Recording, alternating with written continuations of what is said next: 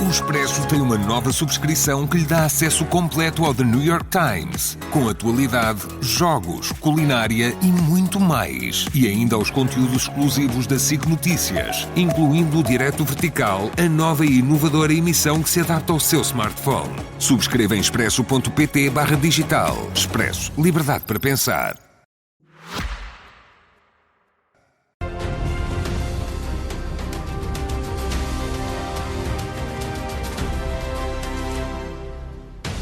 Boa noite e chegamos ao último debate presidencial desta série de Frente a Frente na RTP, hoje com os candidatos Catarina Martins, ex-líder do Bloco de Esquerda e atual eurodeputada, e Jorge Pinto, deputado nacional apoiado pelo LIVRE. Este debate está a ser transmitido em direto e em simultâneo na RTP1, RTP Notícias e RTP Internacional. Bem-vindos a ambos. Começava pela Catarina Martins. É possível indicar-me duas diferenças de relevo da sua candidatura em relação à candidatura de Jorge Pinto? Bem, muito boa noite a ambos, antes de mais, e a todas as pessoas que nos acompanham. Eu prefiro falar da minha candidatura, muito sinceramente, acho que é o que tem sentido. Eu faço essa pergunta porque pode haver eleitores indecisos entre um e outro e gostava de saber, de facto, o que é que vos separa. Eu acho que ouvindo-nos a debater, se calhar, as ideias é a melhor forma. Gosto, sobretudo, de falar de mim e do que eu proponho. Eu acho que nós estamos a viver um momento do país em que temos um governo que tem uma grande inclinação à direita, acordando com a extrema-direita, e para quem às vezes fica muito baralhado com os termos, o que é que significa, tem uma grande facilidade em desprezar quem vive do seu trabalho. É a única coisa que justifica, por exemplo, as alterações ao Código de Trabalho que quer fazer ou a forma como persegue algumas das pessoas que trabalham no nosso país e constroem a economia do nosso país. E eu acho que é muito importante ter uma Presidente da República que ajude a equilibrar o quadro das instituições democráticas e que fale das crises que o país atravessa. O país não precisa de jovens mais precários, precisa seguramente de melhor emprego com melhor salário. O país precisa de ultrapassar as crises da habitação, as crises da saúde, recentrar o debate político, porque uma Presidente não legisla nem governa, mas seguramente tem um papel sobre o debate político do país, é muito importante. E acho, modestamente, que tenho tanto o conhecimento do país. Estive envolvida em muitas políticas públicas no país, tive responsabilidades que me fizeram conhecer muito bem o país e tenho também a experiência de criar pontes, de pôr pessoas que não estavam habituadas a conversar umas com as outras a fazê-lo. E acho que no momento em que na política há tantos bloqueios, a minha experiência pode ajudar. Mas julga que a sua experiência é aquilo que a separa de Jorge Pinto?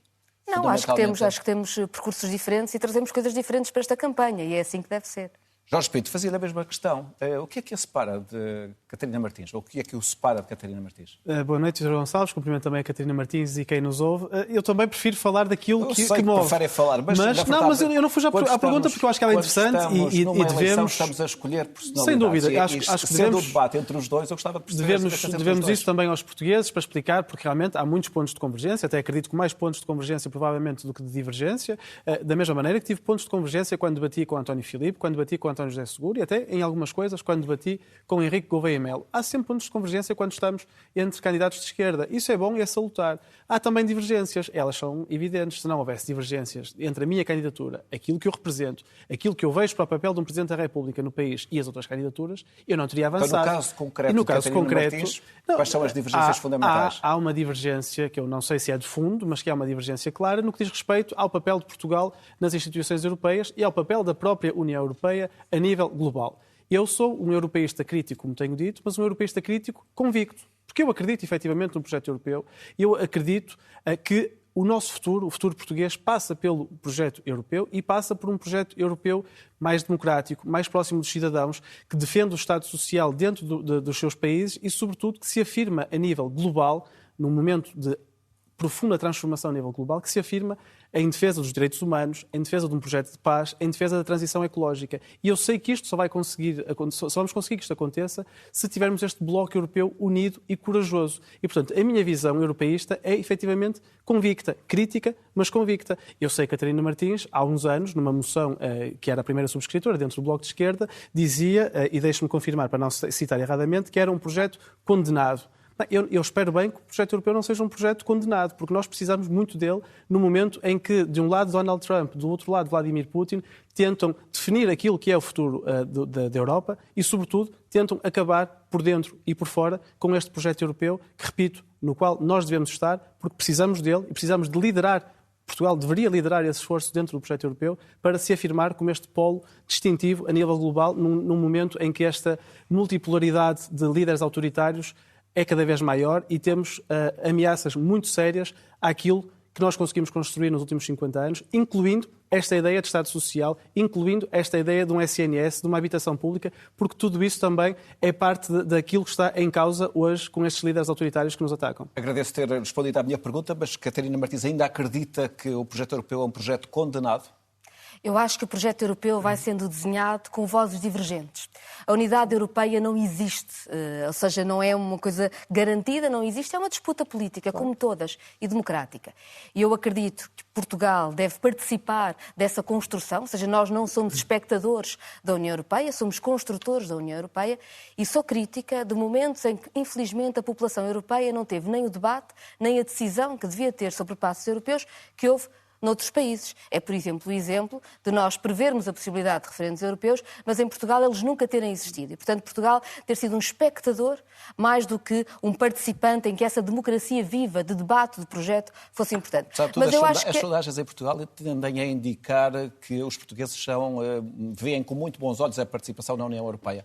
Sim, mas a participação deve ser ativa, deve ser democrática, deve ser debatida, e isso é muito importante. Eu queria dar exemplos concretos, porque eu acho que, para lá de falar, é preciso construir a Europa que queremos.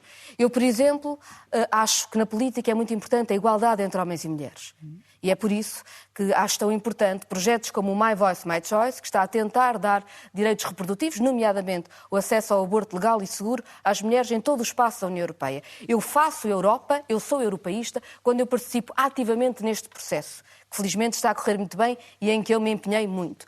Como estou agora empenhada, e isso é defender os valores europeus, como estou muito empenhada, por exemplo, em conseguir agora também uma iniciativa cidadã europeia para acabar com o acordo de associação entre a Europa e Israel, porque eu acho, e tenho a certeza que o Jorge Pinto está de acordo comigo, que não tem nenhum sentido nós estarmos a financiar o genocídio em Gaza com dinheiro europeu. Isto é construir a Europa. E é também ser crítico das propostas e perceber o que aí vem. Por exemplo, e com este exemplo acabo, Maria Luísa Albuquerque, comissária europeia, apresentou um projeto em que uma parte das poupanças para pensões dos europeus é posta automaticamente em mercados financeiros que são de risco. Isto é um debate que está a começar, mas já há decisões e já há recomendações e estão a trabalhar nessa proposta. Eu, por exemplo, quero dar a garantia de que eu serei uma Presidente da República que, precisamente por defender valores europeus, dizia o Jorge Pinto, como a segurança social, que é parte do Estado Social tão importante, eu vou-me opor, seguramente, a qualquer projeto que ponha em risco as pensões em Portugal. E eu acho que é preciso falar da Europa assim, no concreto, porque é assim que a nossa democracia é mais viva e todos construímos o projeto europeu. O que significa que fala com convicção sobre a Europa, já não é uma mulher com dúvidas sobre a Europa. Mas eu sempre falei com convicção. Nem olhando para a União Europeia como algo condenado. Repara, houve uma altura em que a União Europeia se preparava para fazer sanções a Portugal. Nunca tinha havido sanções contra nenhum país. Preparava-se para fazer sanções a Portugal por causa do Banif, no momento em que a França não cumpria critérios, mas só contra Portugal. Por causa do déficit. E havia um governo que queria aumentar o salário mínimo nacional. E nesses momentos é preciso defender Portugal. E eu falei para defender Portugal. Se nunca me calei, porque acho que ser parte da Europa é um país por inteiro e é um país que sabe defender também os seus interesses. Não, eu quero dizer que eu, na verdade, concordo, mas aquilo que é concreto, falemos de casos concretos, e aquilo que é dar a opinião e dar a voz aos portugueses, aquilo que a Catarina Martins propunha na sequência do Brexit, ou esteve em cima da mesa no partido que então liderava, era um referendo quanto à pertença portuguesa à União Europeia. Eu não estou certo, sim, é factual. Eu falarei na minha vez. Não estou certo que esse seja o caminho a seguir. Até porque nós percebemos imediatamente pelo Brexit o enormíssimo custo que teve para a própria população local. E, na verdade, já vemos como várias daquelas coisas que foram cortadas, várias dessas pontes que foram destruídas nessa altura, começam agora, devagarinho, a ser reconstruídas. Um exemplo claro é o programa Erasmus, ao qual regressará já a partir do próximo ano, se a memória não me falha. O que eu quero dizer em relação a isso, e a proposta de Maria Luísa Albuquerque foi uma opinião dela, não há sequer uma proposta à qual eu me oponho terminantemente, também para que fique claro, não há qualquer dúvida aí da minha parte. Mas não é uma proposta. Aquilo que eu digo é, da mesma maneira que eu não desisti, e sei que muitos de nós não desistimos, de Portugal, quando tínhamos Pedro Passos Coelho à frente do país. Da mesma maneira, eu não vou desistir da União Europeia, porque sim, é um jogo de forças. E aquilo que é errado, na minha opinião, é a esquerda abdicar de entrar nesse jogo de forças. É a esquerda desistir de lutar pelo projeto europeu, de o construir ou reconstruir, refazer por dentro permanentemente. Porque é sempre um jogo de forças. Isso é evidente. Mas nesse jogo de forças, ou nós, esquerda europeísta, estamos dentro dele e dizemos abertamente ao que vamos, ou então vamos estar sempre a perder o jogo e a correr atrás do prejuízo. Eu não quero correr atrás do prejuízo, porque, repito, aquilo que está em causa neste momento é um ataque deliberado ao nosso projeto europeu. Aquilo que os Estados Unidos, o documento de estratégia de segurança dos Estados Unidos diz, é sendo simpático com as palavras, um documento de final de amizade para connosco, europeus e portugueses, e, portanto, nós estamos perante dois caminhos.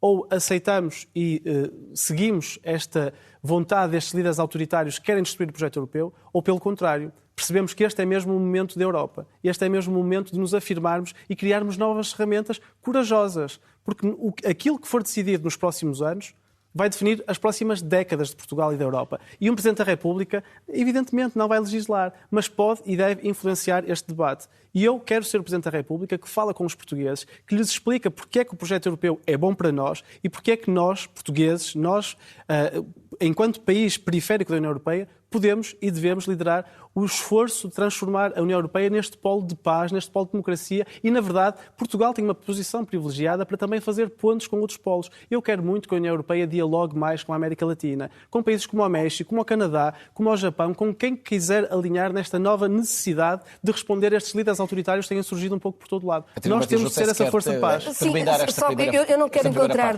diferenças onde elas não existem, porque acho que ninguém aproveita com isso e também este não é um debate europeu. Também é europeu. Sim, também é europeu, mas estou a dizer que temos que falar de mais temas. Mas só para esclarecer algumas coisas, porque eventualmente, para explicar, não sei muito bem, Jorge Pinto não terá lido os documentos todos. Em primeiro lugar, eu sempre denunciei o Brexit como sendo condicionado pelos movimentos xenófobos e de extrema-direita. E, portanto, distanciei-me sempre desses movimentos. Não há nenhuma dúvida sobre isso. Em segundo lugar, propus sim que, se fosse necessário, houvesse um referendo sobre o tratado orçamental com o qual nos queriam impor sanções a Portugal, que não estavam a impor à França, na altura em que um governo estava a tentar subir o salário mínimo nacional para proteger Portugal. E depois, sobre a Europa e sobre os líderes autoritários. Eu concordo muito que é preciso ter um projeto de democracia na Europa que se afasta completamente dos líderes autoritários. O que eu não desconheço é que os líderes autoritários também estão sentados no Conselho Europeu.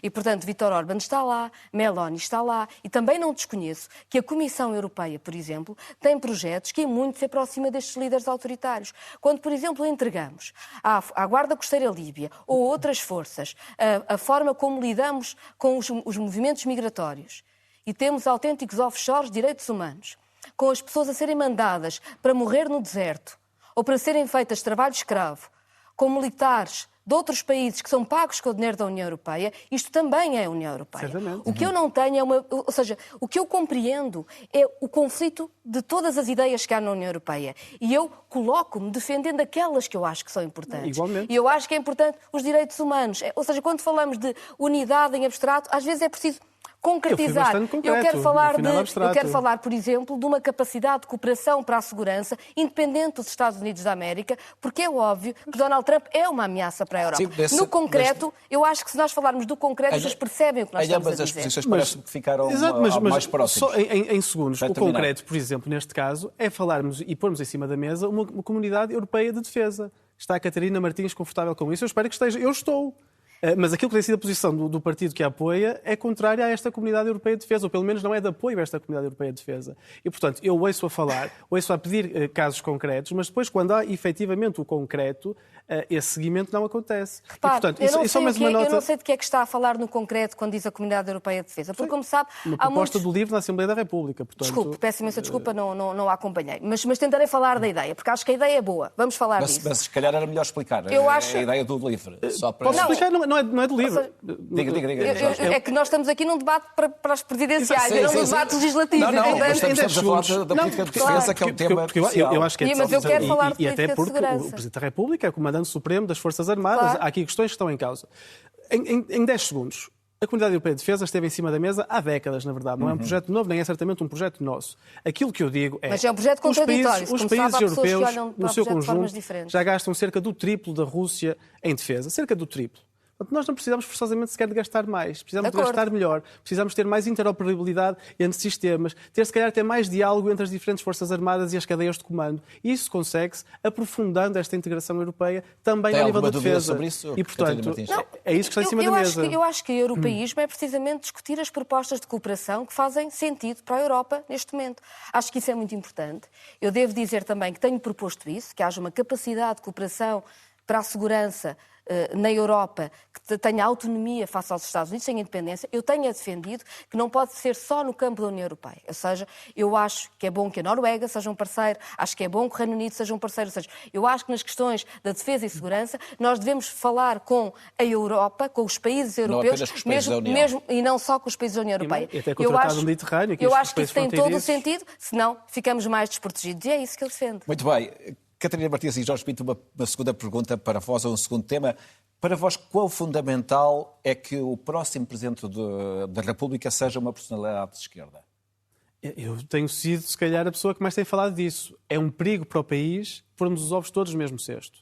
É um perigo para o país no momento em que, pela primeira vez, temos as regiões autónomas à direita, as principais cidades do país à direita, o governo à direita e o Parlamento com mais de 2/3 de deputados de direita e de extrema-direita. É mau ter um presidente também de direita. É mau. Eu disse-o aqui diretamente a Luís Marques Mendes, que é, se calhar, a principal fraqueza da sua candidatura, para lá de todas as outras, é ele também ser a candidatura mais próxima do governo. Isso é mau. Nós não podemos pôr tudo no mesmo cesto, por uma razão muito simples. Porque um Presidente da República que não vai legislar, que não se vai imiscuir nos outros poderes, que não vai fazer uma série de coisas, vai fazer uma coisa muito importante. Vai ser o bombeiro do sistema. Vai ser a última linha de defesa no sistema.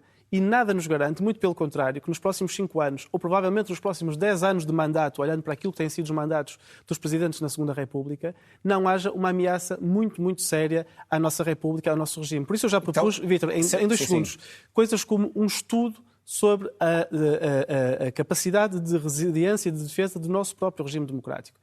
Como é que nós estamos protegidos até legalmente, em termos constitucionais, em termos de leis, perante uma ameaça autoritária que venha desde dentro. Eu farei esse estudo enquanto Presidente da República. E depois a questão da revisão constitucional, que tenho trazido para todos os debates. Isso, tendo em conta que esse é o seu posicionamento, é verdade que as sondagens têm sido todas claras num ponto. O único candidato do campo político de esquerda que pode ir à segunda volta é António José Seguro. E neste contexto, pergunto-vos se admitem até ao fim da campanha desistir a favor de um candidato de esquerda, tendo em conta que, de facto, o único que tem essa chance é o anterior líder do Partido Socialista. Primeiro, eu não sei se é o único. Eu quero... Olhando para as sondagens. As sondagens dizem que há muita gente indecisa. E uma coisa que aqui é essencial nessa pergunta e em todo esse raciocínio. A principal razão para votar em alguém não pode ser porque ele é o que num determinado momento está melhor nas sondagens. Eu quero que alguém vote num candidato para Presidente da República que saiba e que lhe dê garantias de firmeza, de coragem, de estar no sítio certo a fazer aquilo que é a ação necessária para proteger as portuguesas e os portugueses. E dito isto, eu sei que serei essa pessoa. Eu sei muito bem o que farei enquanto Presidente da República e, portanto, o único apelo que faço é, evidentemente, à minha candidatura. A mesma questão para si. Repare, eu tenho assistido com muito interesse aos vários debates, porque é bom sabermos as posições de todas as pessoas que candidatam à Presidência da República.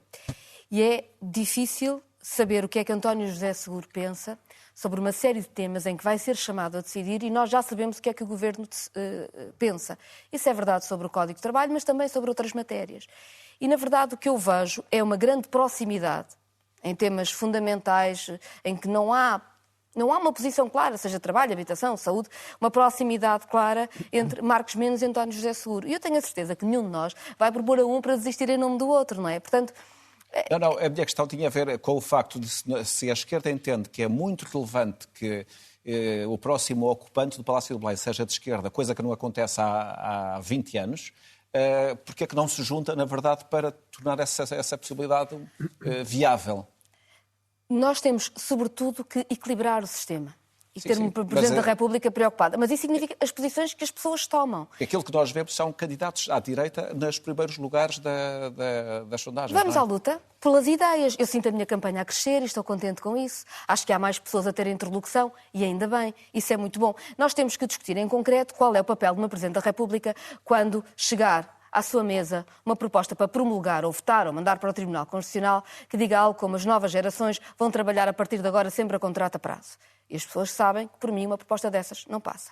Nós temos de ter uma Presidente da República que as pessoas saibam o que é que vai fazer quando chegar acima da mesa uma proposta que está a ser trabalhada e que põe em causa as pensões. Por mim, não passa. Precisamos de saber o que é que vai estar a Presidente da República a fazer sobre a saúde. E eu vou estar a lançar o debate sobre a saúde e mais, sobre o sistema e as formas de entendimento. Porque eu acho que já foi feito trabalho em Portugal tão importante, e lembro, por exemplo, o trabalho que foi feito por João Semedo, do Bloco de Esquerda, e António Arnaud, do Partido Socialista, que dedicaram os últimos anos da sua vida a fazer uma proposta para reinventar o Serviço Nacional de Saúde, centrado no utente, com profissões da saúde que fossem valorizadas dentro do SNS, porque o SNS, como está, não pode continuar, e é preciso uma Presidente da República que lance esses temas. E por isso... Mas para isso é preciso lá chegar, não é? Claro, e aqui estou eu na campanha. Mas, citando António José Seguros, os senhores, o senhor e a senhora, neste caso, vão dormir descansados no dia 18 se os candidatos que forem à segunda volta forem candidatos de direita? Eu acho que nós temos que perceber que, um pouco por toda a Europa, e em Portugal também, de certo modo, há muitas vezes o discurso de que escolhermos o mal menor trava o mal maior.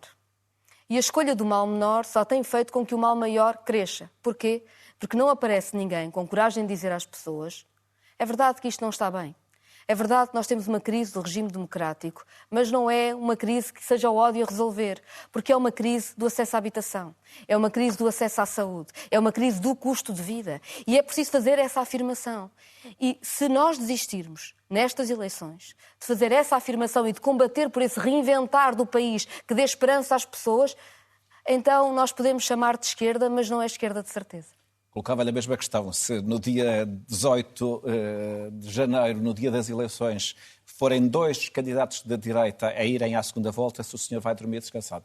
Eu durmo descansado quando a minha consciência me deixa dormir descansado. E a minha consciência diz-me neste momento que aquilo que estou a fazer é ao serviço do país. Que os temas que estou a pôr em cima da mesa e felizmente a conseguir marcar a agenda é ao serviço do país. É isso que vou continuar a fazer. Eu quero é que quem passa à segunda volta esteja também ele com a consciência descansada de que fará um bom serviço aos portugueses. E repito, os pontos como a defesa da Constituição vão estar em cima da mesa. A ameaça de uma golpada, de uma revisão constitucional drástica apenas à direita e à extrema-direita, sem que isso tenha passado pelo voto dos portugueses, é uma ameaça real. Portanto, eu quero que quem passa à segunda volta tenha a consciência tranquila de dizer: eu estarei à altura de defender os interesses dos portugueses. Eu sei que eu estarei à altura e por isso quero passar à segunda volta e por isso quero ser Presidente da República. Quanto aos outros, a sua consciência o dirá. Jorge Pinto, Manuel Alegre, dirigente histórico do Partido Socialista, e uma referência do vosso campo político, disse o seguinte esta semana: os partidos à esquerda do PS entretêm-se a defender as suas quintinhas, a manter as suas posições, a combater-se uns aos outros, acrescentando que os votos do PCP, do Bloco e do Livre se juntassem ao PS, António José Seguro já estaria na segunda volta. Manuel Alegre não tem razão? Eu tenho muito respeito por Manuel Alegre, muito mesmo, como político, como escritor, como resistente à ditadura, mas eu, tantas vezes acusado de ser o mais jovem nesta campanha, lembro-me bem... Acusado, não, de referido. Que, o referido, sim, mas quase num tom persecutório. Lembro-me bem de quando era o próprio Manuel Alegre que era vítima desse tipo de afirmações. E, portanto, acho que se nesse momento eu discordava dos que diziam que Manuel Alegre, a sua candidatura estava a dividir o PS, evidentemente que discordo também da sua leitura, embora respeitando, como dizia, Manuel Alegre. Catarina Martins, quer comentar estas declarações de Manuel Alegre? Acho que já respondi, acho que está bastante respondido. Muito bem. Um estudo de opinião revela que os portugueses desejam em Belém um presidente mais interventivo. Qual seria o vosso perfil caso viessem a ser eleitos? Há uma diferença entre uma intervenção do Presidente da República que seja uma intervenção no jogo partidário, que eu acho que Marcelo Rebelo de Sousa optou muitas vezes por essa intervenção, quando, por exemplo, transformou os orçamentos de Estado em moções de censura, ou eram aprovados à primeira ou ia-se para eleições, aliás, criando depois situações de enorme instabilidade política, ou um presidente que é interventivo porque ouve as populações e porque lança debates que não estão a ser lançados e que são fundamentais para desbloquearem problemas que o país tem. E eu pretendo ser uma presidente interventiva no sentido de lançar esses debates e dar voz a esse país. Nós vivemos num país em que há muita gente com muitos projetos muito interessantes, muito solidária, a resolver problemas e que precisam de ganhar mais voz, mais capacidade, serem transformados no nosso cotidiano e não simplesmente na exceção. E eu acho que uma Presidente da República pode fazê-lo. Muito presente no país, seguramente. visitando o país. Aliás, essa tem sido a minha vida e assim continuará a ser. E o Jorge Pinto, como é que seria, se fosse eleito Presidente, qual seria o seu perfil? Vítor, nós somos uns privilegiados, sabe? É um privilégio nós podemos estar aqui em horário nobre, em direto, a falar aos portugueses e às portuguesas, a explicar-lhes aquilo que nós queremos para o país, aquela que é a nossa visão para o país. Eu levo isso muito a peito. Eu acho que é um privilégio mesmo único, é um privilégio de uma vida. E por isso eu tenho tentado, em todos estes debates, trazer as discussões para aquilo que são, efetivamente, as capacidades e os poderes de um Presidente da República.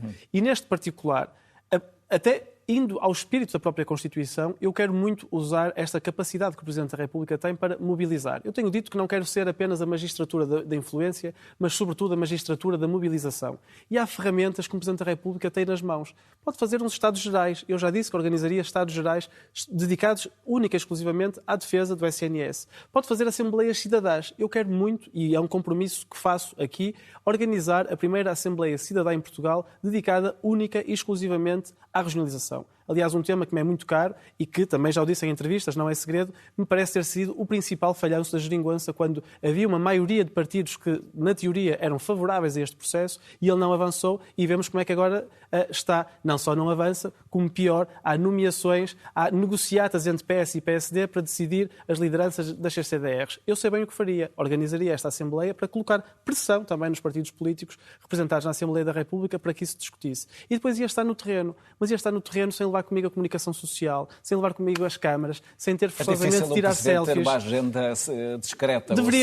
Deveria ter. Não, porque nós não podemos contentar-nos com abrir Belém, por exemplo, a uma feira do livro anualmente. Isso é bom, mas abrimos Belém, eu quero abrir Portugal e a Presidência da República em todo o país e no estrangeiro, junto das comunidades portuguesas, que eu também conheço bem. E, portanto, isso é ser um Presidente presente, que é o meu lema de campanha, isso é ser um Presidente mobilizador, que traz os portugueses e as portuguesas também para o centro da discussão política, que não legisla, não vai controlar o governo, mas vai influenciar, vai ajudar a definir as políticas e essa definição é feita em parceria com as portuguesas e com os portugueses. E quais seriam as causas principais que levariam para Belém?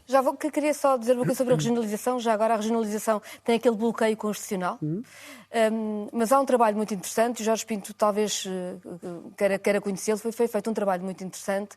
Foi um trabalho que juntou pessoas da esquerda à direita, precisamente sobre como desatar o nó constitucional e avançar. Esse trabalho depois ficou na gaveta. Também era preciso uma revisão constitucional para avançarmos com a regionalização. Como sabe, a revisão constitucional não foi feita na altura. Mas eu acho que esse trabalho foi muito interessante. Nós temos o duplo referendo, como sabe, que cria um problema constitucional complicado. E o que eu estou a dizer é, há propostas e há propostas boas que foram feitas e foram trabalhadas. O Jorge Pinto talvez, na altura também não fez parte desse processo, mas eu acho que esse é um processo muito interessante e vale a pena conhecê-lo porque nos ajuda a avançar para a frente. Mas sobre as causas. Mas não é preciso nenhuma alteração constitucional para avançar. Pelo contrário, a Constituição obriga-nos a avançar com a regionalização. Com dois referendos que, como sabe, depois criam um impasse, mas isso seria todo um debate muito interessante. Aliás, eu debati muitas horas a regionalização, é um tema, aliás, que me interessa bastante e que eu percebo. E que, aliás, nunca deixei de defender. Mas queria dizer o seguinte. Nós vivemos num país em que quem trabalha se sente abandonado. E sente-se abandonado por duas razões. Sente-se abandonado porque o seu salário ou a sua pensão não consegue pagar a fatura do supermercado, não consegue pagar a casa e, portanto, temos um problema, claro, de não respeito pela dignidade do trabalho e, por outro lado, também porque o Estado falha. O Estado está a falhar nos serviços públicos fundamentais. E uma Presidente da República, nestes dias, nestes tempos perigosos que vivemos, tem de ser uma Presidente da República que seja contra o abandono. Que seja contra o abandono do país e que, por isso, seja capaz de tornar a democracia mais forte. Uma democracia em que cabemos todos, uma democracia de homens e mulheres, uma democracia de igualdade forte, em que, em vez de abandono, teremos aquilo que a comunidade é capaz de fazer melhor, quer cuidarmos uns dos outros. E acho que estamos mesmo num tempo histórico para termos uma Presidente da República que possa fazer este caminho. Jorge Pinto, quais seriam as suas causas que levaria para Belém? E temos 1 minuto e meio para a sua resposta. As minhas causas são a defesa da Constituição. O Presidente da República, quando faz o seu juramento, promete defender, cumprir e fazer cumprir a Constituição. A Constituição é muito clara quando fala no direito à habitação. A Constituição é muito clara quando fala no direito à saúde, no direito à educação, quando fala na necessidade de termos impostos para corrigir as desigualdades sociais. Isso tem de ser a prioridade de qualquer Presidente da República. A defesa intransigente da Constituição. Mas mais, um Presidente da República pode também discutir aquilo que quer para o país. Que modelo de desenvolvimento é que quer para o país? Eu quero um modelo de desenvolvimento que emancipe os portugueses. Quero um novo contrato entre humanidade, natureza e tecnologia, para que a tecnologia sirva para emancipar e dar melhores condições aos seres humanos e para proteger também o meio natural. Porque é isto que está em cima da mesa.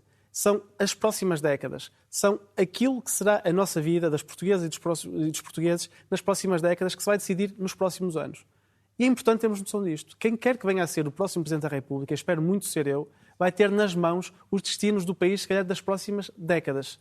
As decisões que nós tomarmos hoje, de capacitação dos seres humanos, de proteção do meio natural e, sobretudo, de definição do modelo económico que nós queremos para o nosso país, vai definir as próximas décadas de Portugal. E eu quero um modelo económico que coloque as pessoas no centro, que coloque os trabalhadores no centro, que corrija as desigualdades de género e que o faça sempre tendo em conta o planeta, sempre tendo em conta os mais frágeis, porque sim, só com justiça social nós poderemos assegurar também a justiça ambiental. Isso será a minha presidência, uma presidência constitucionalista que não deixa ninguém para trás. Jorge Pinto e Catarina Martins, muito obrigado por terem participado esta noite na RTP, neste debate. Já a seguir na RTP Notícias, não perca a análise do debate com Clara Osório e os seus convidados. Este foi o último Frente a Frente na RTP.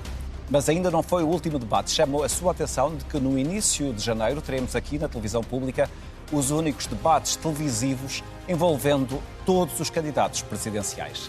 A todos, muito obrigado. Da minha parte, boas festas e votos do excelente ano novo.